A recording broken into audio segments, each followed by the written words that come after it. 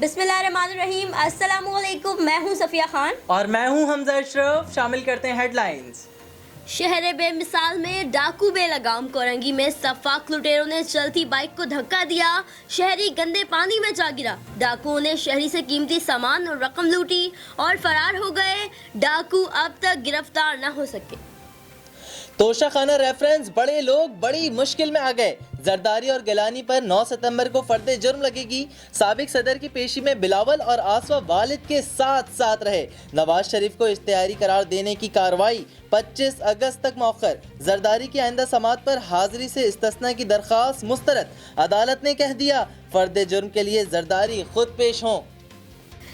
ना बंटवारा ना पावर शेयरिंग मंजूर। सिंध धरती माँ है, इसकी तकसीम ना मंजूर। वज़ीर आला सिंध की ललकार, किसी भी पावर शेयरिंग से इनकार। सिंध की बेहतरी के लिए वफाकी वज़रा से मुलाकातों की तस्दीक। कमेटी बनाए जाने की तरदीद। ये भी बताया कि एडमिनिस्ट्रेटर सिंध हुकूमत के मातहत होगा।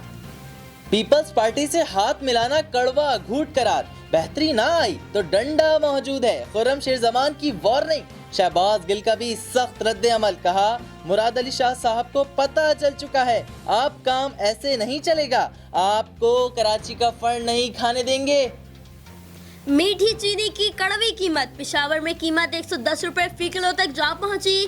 कराची, लाहौर, इस्लामाबाद, रावलपिंडी में चीनी 100 रुपए फी किलो में फरोख्त। वफाकी दायरा शुमारियात के मुताबिक मुल्क में औसत कीमत 93 रुपए फी किलो है।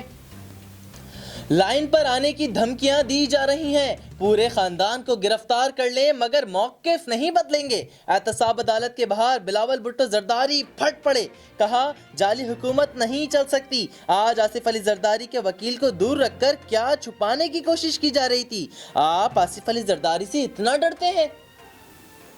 फिल वक्त इतना ही। मजीद खबरों और अपडेट्स के लिए विजिट कीजिए हमारी वेबसाइट csnlive.tv। इसके अलावा आप हमें फेसबुक और ट्विटर पर भी ज्वाइन कर सकते हैं। देखते रहिए CSN।